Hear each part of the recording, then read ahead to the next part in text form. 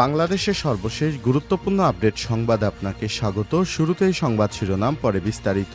শুরুতেই জানাবো, ইজতেমার মাঠে খুনের প্রতিবাদ, রাজশাহীতে থানা ঘেরাও করে বিক্ষোভ, 4 জনের নামে জিডি। টঙ্গী ইজতেমার ময়দানে তাবলিগ জামাতের 3 জনের খুনের প্রতিবাদে রাজশাহীতে থানা ঘেরাও করে বিক্ষোভ করেছেন জোবারপন্থীরা। এরপর জানাবো, রায়পুরে ভুয়া সমন্বয়ক এবং হাসপাতালের ম্যানেজারকে গণপিটুনি। লক্ষ্মীপুর শহরের একটি চাইনিজ রেস্টুরেন্টের পাশে ভবনের সামনে মোটরসাইকেল রাখা নিয়ে ভুয়া সাংবাদিক ও অবসরপ্রাপ্ত কর্নেল পরিচয়দানকারী রায়পুরের 2 যুবককে গণপিটুনি দিয়েছে স্থানীয় ব্যবসায়ীরা।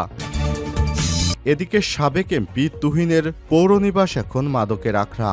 ময়মনসিংহের নান্দাইলের 2014 সাল থেকে 2023 সাল পর্যন্ত আওয়ামী লীগ সরকারের আমলে সাবেক 2 বারের সংসদ সদস্য মোহাম্মদ আনারুল আবেদিন খান তুহিনের পৌর বাসভবনটি পৌরনিবাস নামে পরিচিত ছিল। ক্ষমতায় থাকাকালীন তার সমর্থিত আওয়ামী লীগের নেতাকর্মীদের আগমন ও প্রস্থানে মুখরিত ছিল ভবনটি, তবে বর্তমানে ভবনটির দশা বেহাল। এবারে জানাবো, ঘুষ দুর্নীতি করেছেন এমন অভিযোগ আর শুনতে চাই না বললেন আসিফ মাহমুদ। স্থানীয় সরকার, পল্লী উন্নয়ন ও যুবক ক্রীড়া মন্ত্রণালয়ের উপদেষ্টা আসিফ মাহমুদ সজীব সরকারি কর্মকর্তাদের উদ্দেশ্যে বলেছেন, জনগণের কাছে ঘুষ দুর্নীতি করেছেন এরকম অভিযোগ আমরা আর শুনতে চাই না। আমরা চাই আপনারা সব সময় জনগণের কল্যাণে কাজ করুন। এদিকে ভারত থেকে আমদানি চালের প্রথম চালান আসবে আগামীকাল। উন্মুক্ত দরপত্রের চুক্তির আওতায় ভারত থেকে আমদানি করতে যা 24,690 টন সিদ্ধ চাল 26শে ডিসেম্বর দেশে আসবে। আজ এক বিজ্ঞপ্তিতে খাদ্য মন্ত্রণালয়ের কর্মকর্তারা বিষয়টি নিশ্চিত করেছেন। এবং সর্বশেষ জানাবো, পাকিস্তানের সেনাবাহিনীর অভিযানে 13 জন খারিজি নিহত। পাকিস্তানের দক্ষিণ ওয়াজিরিস্তানে সেনাবাহিনীর অভিযানে 13 জন খারিজি নিহত হয়েছে। মঙ্গলবার রাতে প্রদেশটির সরোরগা এলাকায় অভিযান পরিচালনা করা হয়। প্রিয় দর্শক, এতক্ষণ শুনছিলেন সংবাদ শিরোনাম, এবারে বিস্তারিত। তবে তার আগে বন্ধুরা, অনুরোধ থাকবে এই সংবাদটিতে একটি লাইক দিন। এই চ্যানেলে আপনি নতুন হয়ে থাকলে আমাদের সংবাদটি দেখতে দেখতে চ্যানেলটি সাবস্ক্রাইব করে রাখুন, যাতে করে বন্ধুরা আমাদের পরবর্তী লেটেস্ট আপডেট সংবাদগুলো সবার আগে আপনার কাছে পৌঁছে যায়। কমেন্ট করে আপনার মূল্যবান মতামত জানিয়ে দিন আপনি বিশ্বের কোন দেশ থেকে বা বাংলাদেশের কোন স্থান থেকে আমাদের সংবাদটি দেখছেন এবং শুনছেন। এবারে বিস্তারিত। রাজশাহীতে থানা ঘেরাও করে বিক্ষোভ, 4 জনের নামে জিডি।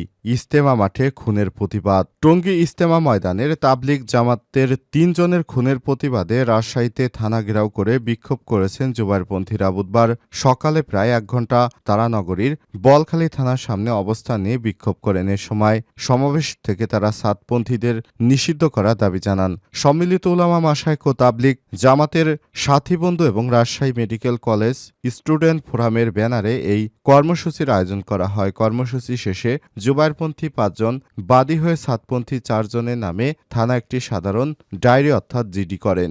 অভিযোগকারীরা হলেন বীর মুক্তিযোদ্ধা আব্দুল মালেক, মাওলানা আতিকুর রহমান চৌধুরী, হাজী মোহাম্মদ নাইমুল ইসলাম, ইবাদত হোসেন ও মাওলানা আসলাম উদ্দিন। তাছাড়াও হরগ্রাম নতুনপাড়া এলাকার ডাক্তার আমিনুল ইসলাম, C&B জামে মসজিদের ইমাম মাওলানা গোলাম আজম ওরফে আবদুল্লাহ, দড়িখোরবনা এলাকার বাসিন্দা মোহাম্মদ আতাউর রহমান মানিক ও উপশহরের বাসিন্দা মোহাম্মদ শহীদুল্লাহ লিটনের বিরুদ্ধে এই জিডি করেন তারা। জিডিতে উল্লেখ করা হয়, সম্প্রতি ইজতেমা মাঠে ঘটে যা নির্মম হত্যাযজ্ঞে এই 4 জনের প্রত্যক্ষভাবে অংশগ্রহণ করেছে। তারা এখন বিভাগীয় মার্কাজ মসজিদ ও মাদ্রাসায় জোবারপন্থীদের প্রবেশ করতে না দেওয়ার ষড়যন্ত্র করছে। জিডিতে বলা হয়েছে, গত 19শে ডিসেম্বর মাগরিবের নামাজের পর তারা মার্কাজ মসজিদ গেটে জোবারপন্থীদের উপর হামলা ব্যাপক আলোচনা করেন। নগরীর বোয়ালিয়া থানার ভারপ্রাপ্ত কর্মকর্তা ওসি মেহেদি মাসুদ জানিয়েছেন, তদন্ত করে জিডির ব্যাপারে আইনি পদক্ষেপ গ্রহণ করা হবে। রায়পুরের ভুয়া সমন্বয়ক ও হাসপাতালের ম্যানেজারকে গণপিটুনি। লক্ষ্মীপুর শহরের একটি চাইনিজ রেস্টুরেন্টের পাশে ভবনের সামনে মোটরসাইকেল রাখা নিয়ে ভুয়া সাংবাদিক ও অবসরপ্রাপ্ত কর্নেল পরিচয়দানকারী রায়পুরের 2 যুবককে গণপিটুনি দিয়েছে স্থানীয় ব্যবসায়ীরা। মঙ্গলবার রাত 10টার দিকে জেলা শহরের ওয়েলকাম চাইনিজ রেস্টুরেন্টের সামনেই ঘটনা ঘটে। অভিযুক্ত 2 যুবক হল যুব রেড ক্রিসেন্টের রায়পুর উপজেলা কোঅর্ডিনেটর আল মাজেদ সিয়াম ভুয়া সাংবাদিক এবং সৌরভ হোসেন ভুয়া অবসরপ্রাপ্ত কর্নেল। রায়পুর বাস টার্মিনাল এলাকার মা ও শিশু হাসপাতালের ম্যানেজার, ফরিদগঞ্জ উপজেলার একলাসপুর গ্রামের বাসিন্দা সৌরভ। আহত অধ্যাপক দিদার আহমেদ জানান, আমাদের বাসার সামনে গাড়ি পার্কিং করতে নিষেধ করলে আমাদের সঙ্গে চরম বাকবিতণ্ডায় জড়ায় দুই যুবক। তাদের পরিচয় জানতে চাইলে আল মাজেদ সিয়াম নিজেকে মেট্রো টিভি নামে রায়পুরের সাংবাদিক ও সৌরভ হোসেন নিজেকে পরিচয় দেন অবসরপ্রাপ্ত কর্নেল হিসেবে। এ সময় অধ্যাপক দিদার আহমেদ ভুয়া সাংবাদিক পরিচয়দানকারী আল মাজেদ সিয়াম ও সৌরভ হোসেনকে গালমন্দ করতে নিষেধ করায় তারাও উত্তেজিত হয়ে তাকে কিল ঘুষি দিয়ে মারাত্মকভাবে আহত করে। এ সময় স্থানীয় ব্যবসায়ীরা এগিয়ে আসলে সিয়াম ও সৌরভকে আটক করে গণপিটুনি দিয়ে এএসআই সবুজের কাছে সোপর্দ করলেও সৌরভসহ ৩ যুবক পালিয়ে যায়। যুবকদের বিরুদ্ধে আইনগত ব্যবস্থা গ্রহণ করা হচ্ছে। জানা গেছে, ভুয়া সাংবাদিক পরিচয় দেয়া আল মাজেদ সিয়াম এবং এর আগেও ভুয়া সমন্বয়ক পরিচয়ে মিডিয়া ট্রায়ালে এসেছেন। তিনি যুব রেড ক্রিসেন্ট রায়পুর উপজেলার কোঅর্ডিনেটরের দায়িত্ব পালন করছেন। তার বিরুদ্ধে চাঁদাবাজি সহ অসংখ্য অভিযোগ রয়েছে। অভিযুক্ত সিয়াম রায়পুর পৌরসভার বাসিন্দা। এ বিষয়ে অভিযুক্ত আল মাজেদ সিয়াম এবং পৌরসভার সৌরভ হোসেন বলেন, মঙ্গলবার রাতে জেলা শহরের ওয়েলকাম চাইনিজ রেস্টুরেন্টের সামনে একটি ভবনের মালিক অধ্যাপক দিদার আহমেদের সঙ্গে আমাদের মোটরসাইকেল রাখা নিয়ে ভুল বোঝাবুঝি হয়েছে। কোনো মারামারি হয়নি, আমরা আইনি ব্যবস্থা গ্রহণ করছি।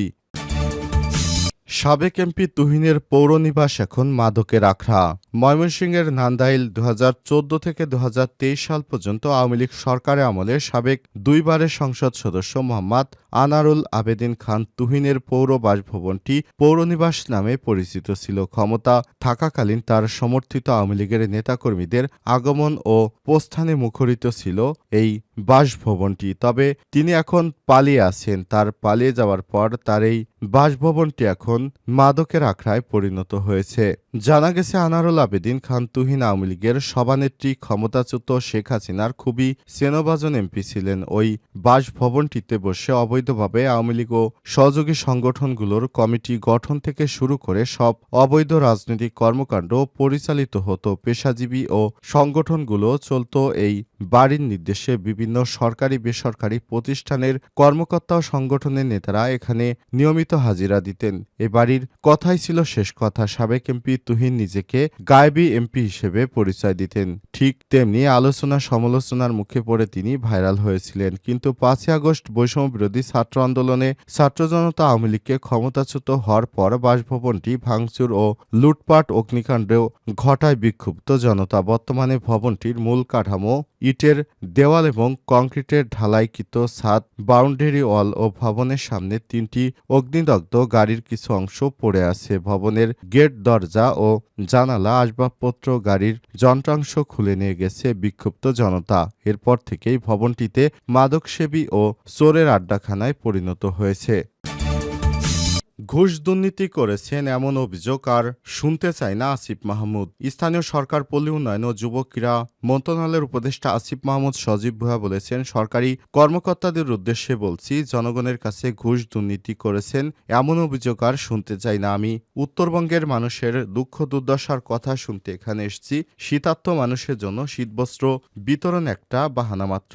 এ সময় তিনি বলেছেন, এই সরকারের ক্লিয়ার কথা হচ্ছে, আমরা সংস্কারগুলো করব, কমিশনগুলো উপস্থাপন দিব। বুধবার বিকেলে নীলফামারী জলঢাকা সরকারি মডেল পাইলট উচ্চ বিদ্যালয় মাঠে শীতার্তদের মাঝে শীতবস্ত্র বিতরণ শেষে সব কথা বলেন তিনি। উপদেষ্টা আসিফ মাহমুদ বলেন, বিগত দিনে উত্তরবঙ্গের জেলাগুলো অবহেলিত ছিল। বর্তমানে সরকার এসব জেলা উপজেলাগুলোতে উন্নয়ন কার্যক্রম করবে। পরে তিনি উপজেলা প্রশাসন আয়োজিত বিভিন্ন সরকারি কর্মকর্তা কর্মচারীদের সঙ্গে মতবিনিময় করেন এবং জলঢাকা উপজেলার সন্ন্যাসীর ব্রিজ ও বুড়িতিস্তার মনসারের ঘাট পরিদর্শন করেন।